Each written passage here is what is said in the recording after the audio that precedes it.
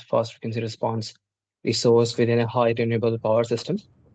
And I'll start with some basic introduction and motivations of why and how, why I think that this is an important topic for research. I'll be giving you a brief introduction on the model that I'm using of Irish power system and the system considerations, which will be followed by a selection of fast frequency resources to support the frequency stability. Based on this, I'll be discussing some simulation studies, followed by concluding what I understood from the simulation results that I've received, and what are the possible future work that can be done. So what you see on the screen is the trend in reduction of synchronous inertia of the Irish power system over 10 years. And this is happening basically because of ambitious targets of the governments of reducing carbon emissions by promoting or encouraging penetration of wind, solar, and battery storage, or you can say non-conventional source of energy into the power system. And for Ireland, the carbon emission must be reduced by, so the target is to reduce the carbon emissions by 50% by 2030. And that is the scenario that I'm looking at. And with increase in non-synchronous penetration, these generation sources will also be responsible for providing frequency support. And I'm considering the fast frequency support from these sources, which will be subjected to their, let's say, availability, and the amount of support they can provide will be subjected to seasonal variations, and which will be important in, which will play a great role in how to coordinate between these resources at different time of the year, based on how much, what's the wind speed available and what is the solar radiation that is available at, let's say, any given hour. I am looking at frequency nadir and rate of change of frequency as the parameters for, let's say, discussing frequency stability of the power system. Here is a basic representation of the model that I'm using in MATLAB Simulink. So this model contains thermal generations, interconnectors, and of course, battery, solar, and wind turbine generators. And this model receives input from a CAM-based software called Backbone, which provides unit commitment and economic dispatch data for each hour of the year, considering the wind, solar, and state of charge forecast of the battery. So what I'm going to do is, I'll give a disturbance at every hour of the system, and I will see how much is the frequency deviation from the normal, and how the system stability can be maintained. So for seasonal variation, I'm considering every 7th hour of the whole year. So that comes around 670 dispatches. So just to give you a brief idea about the targets of, let's say, targets of carbon reduction in Ireland. So we in Ireland, it is expected to increase the renewable energy, electricity from renewable energy sources to 80%. By 2030, and the SNSP, which is a synchronous system non-synchronous penetration, which is given by the ratio of total non-synchronous generation plus imports to system demand and system interconnector exports. So this maximum range should be 95%, looking at 2030 scenario. So the frequency support that is available from a conventional generation interconnectors, pumped hydro storage, and battery storage in the system that I'm considering. And I'm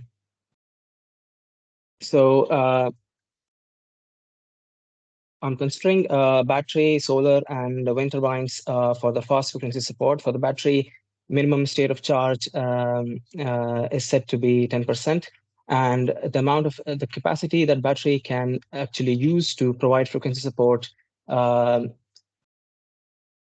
can either, so in my case, I'm using the whole capacity which a battery can provide to support the frequency for fast frequency response. But in real scenario, it has to compete with other services like ramping services and energy arbitrage. Solar photovoltaic, usually we know that it is used in maximum power point tracking, but here I'm deloading it by 10% to see if it would be feasible for solar to provide additional support, or let's say frequency support, when there's a loss of the largest in feed in the system. For the wind turbine generators, I'm using overproduction scheme. And in this, I'm using two distributions, which I'll explain in the next couple of slides.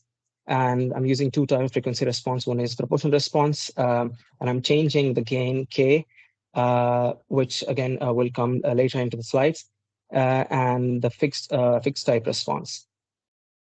So here you see an example of proportional response and fixed response. So wind turbine is going to provide fast frequency response once the frequency falls below a certain threshold. And depending on how much frequency deviation is from the nominal, proportional response provide that much of fast frequency volume. And once the frequency crosses that threshold, fixed response will be provided. So these are the two cases that I'm considering. And in terms of geographical distribution of the wind turbine generations, so there are two of them which I'm considering. One is when low number of turbines at very high wind speed are going to provide fast frequency response, and high number of turbines at relatively lower wind speed will be providing fast frequency response.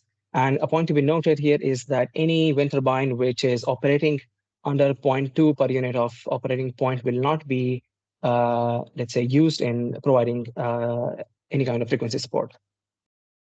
So here you see a scatter plot of the considered number of hours, which is like 670 hours, with every 7th hour of the year taken into consideration. So the base I'm considering here is battery energy storage is providing frequency support throughout the year. And I'm adding a wind turbine generator on top of that. And two different cases of geographical distribution is considered. So main takeaway from this slide would be that, so maybe it's not that much evident from the graph, but looking at the numbers, it was, I found that especially between 50 to 70% of SNSP, there was an improvement that was very much visible when I'm adding a wind turbine generator to provide the fast frequency response. But this was not very much observable when at higher SNSPs, like from greater than 70 and onwards. So upon further investigation, I found that at, let's say, medium level of SNSPs, the interconnectors are, let's say, importing or exporting power at their full capacity, and there is no room for them to provide the support. But at the higher SNSP, interconnectors are completely, they're available for the support. Second thing would be that during the medium SNSP levels, the amount of, so the largest in feed is also really high, which is close to, so average largest in feed around this medium SNSP was seen to be around 625 megawatt.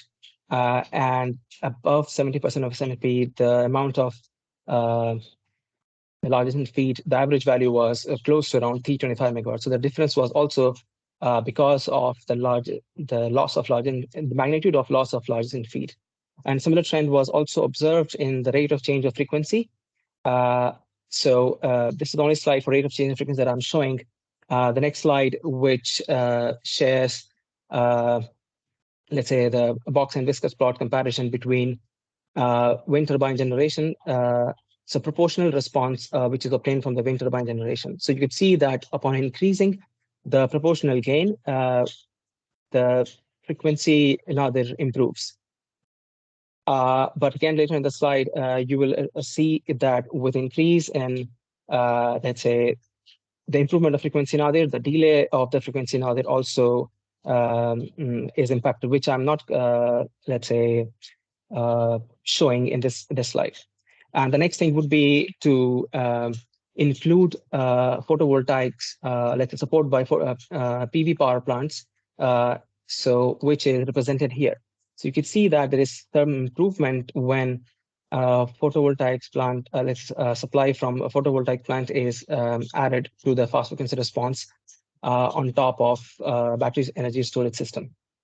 And on including, and of course, it makes sense that upon adding both PV and wind turbine generator for the fast frequency response, the difference or the improvement will be relatively more.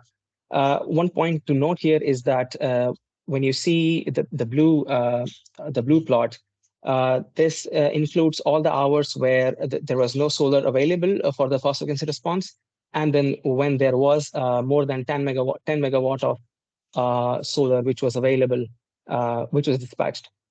So if I remove those, so 50% of the cases were the cases when there was no solar available, and then for 50% of cases, 10 megawatt, 10 megawatt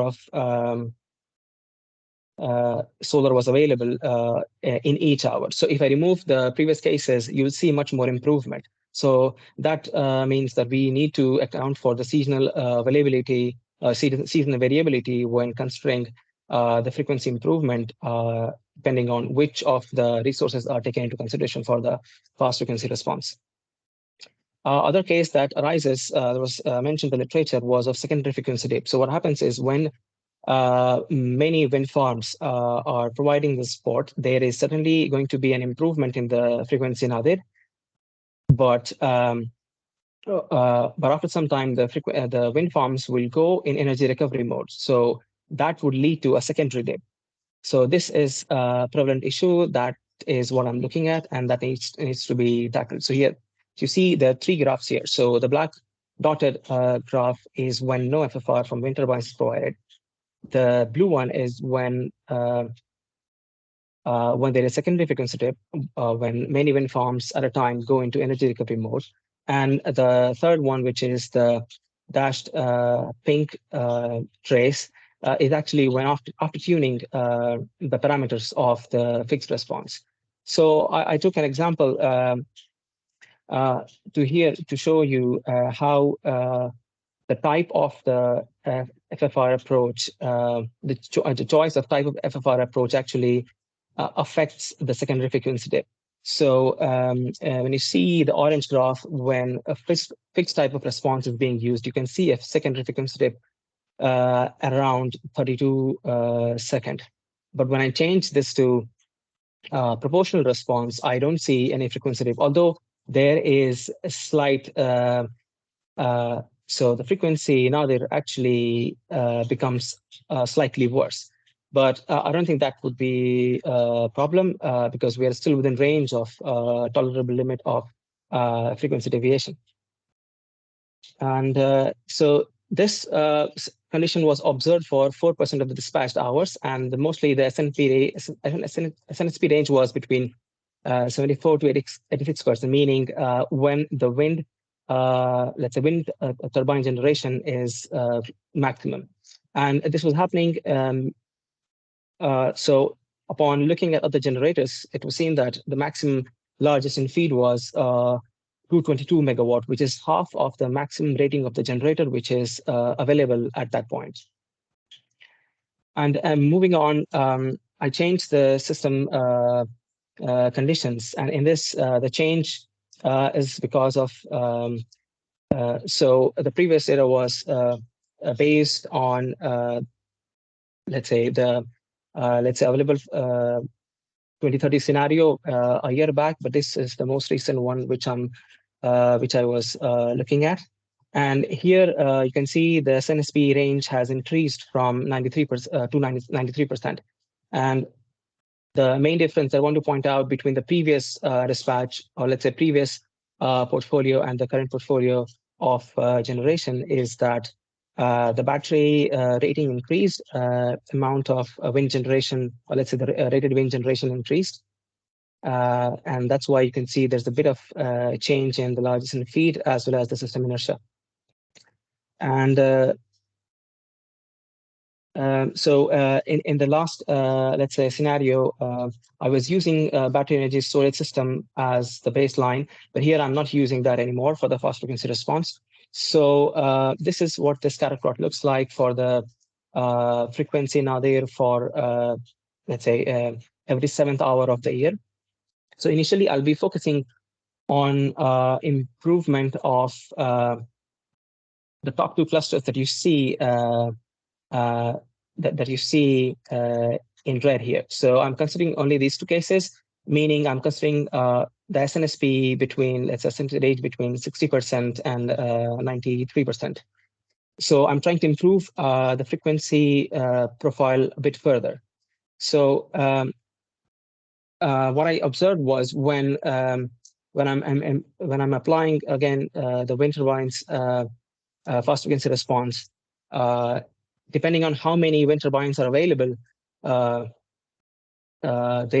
secondary dip can occur when I'm using fixed type of response. So here you can see that upon decrement in amount of wind turbines that are made to respond to the loss of large signal feed, when it is decreased, you can see that slowly the secondary frequency dip goes away. Although there is, let's say, again, there's the first frequency dip gets slightly worse, but again, we are not getting any secondary frequency dip. So I would say that even if there's a slightly worse performance in case of frequency nadir, I would say it's a better measure of system stability. And here I'm showing, I'm comparing. So this was, this was the case when this was only for a particular hour of the year, and it was a winter afternoon when the wind turbine generation was the highest throughout the year. And there was no solar generation in this case. And four of the CCGTs which are responsible, which actually comes into the criteria when we are generating the dispatch were on. And and this one is the graph that I'm showing here includes all the hours of the year and shows how the frequency now there changes, or improves depending on the type of response that I'm choosing, and also the wind turbine generation. The second one here shows, so you can see between the first box and viscous plot and the second box and viscous plot, you can see that there is so the frequency nadir distribution actually gets a bit worse, and that is because of the secondary frequency dip available observable in the simulation results. Now, when I'm avoiding when I'm only considering the cases, or let's say that I'm only considering the frequency trace before 10 seconds, this is what the box and frequency plot looks like. And if you see on the right side, the dark blue plot shows, let's say, doesn't show much improvement. That is because in the beginning, we saw there was let's say presence of secondary frequency dip. So it does not improve that much, but again, it is much better than in case when there was no FFR being supplied by the wind turbine generation. And this is the same scatter plot that we saw a couple of slides back. Now I'm here on going to focus on the part where you see the frequency nadir is below 49 hertz, which is not desirable. And I try to use different combinations of the fast frequency response services to improve this frequency. And I'll be showing frequency traces based on that. So on the left, these cases only represent 50% of the total cases that I had taken in the beginning. And from that 50%, 60% of the cases did not show any improvement in frequency nadir before 10 seconds of simulation time. The rest 40% did show some improvement, but you could see that there is frequency dip. So again, the system still is still the fast frequency response volume is not as much as we want it to be. So I looked further deeper into the dispatch data and realized that it was there was realized that in the first case there is not much improvement because the wind generation is less than 3,000 megawatt in all the cases. But on the right side, where there was an improvement, you can see that more or less all the cases, the wind generation was above 3,000. So wind generation actually has allowance to provide for the fast frequency response. The top graph where you see, actually I'm showing here a difference between headroom available in all the generators online and minus the largest in feed. So you could see that in some cases, the headroom is not enough, meaning the headroom that is available is lesser than the largest in feed that is being tripped. So that's why it will be important to use the fast frequency response from either wind, solar, or battery energy storage. So moving further, now I'm including battery energy storage on top of wind turbine generations. So on the right, again, you see there is much more improvement in the first frequency now than before 5 seconds, but it gets worse. Let's say further in simulation time, and that is because of availability, or let's say wind turbine is providing a fast frequency response, and most of the wind farms are going under energy recovery. On the left, there is not much improvement. Again, it's because of the lower wind generation, and also in many of the cases, a state of charge of battery was not enough to provide the frequency support. So here I'm using, so I'm showing here battery. I'm just using the battery to provide the fast frequency response. And KB here denotes the FFR gain that I'm using. It's an arbitrary gain just to see how much of, let's say, deviation can be, how much of frequency deviation beyond 49 hertz can be avoided. So on the left side, you can see that still there are many cases which has frequency now below 49 hertz. And on the right, it shows that all the cases have improved except one. And again, this could be because of one of the cases where battery doesn't have enough state of charge to provide for the response.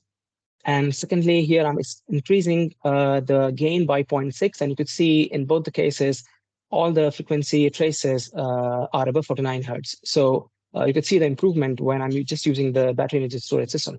But the problem here could be that I cannot use the battery energy storage all the time because it could be a costly affair. So the question comes, how should we use wind turbines to provide FFR and also photovoltaic to provide some frequency support so that we will be requiring less and less support from battery energy storage given the economic constraints. So let's say so that we keep down the expenditure to maintain the frequency stability in the power system. So that's all what I had to show. And so the conclusion that I would like to share here is that the frequency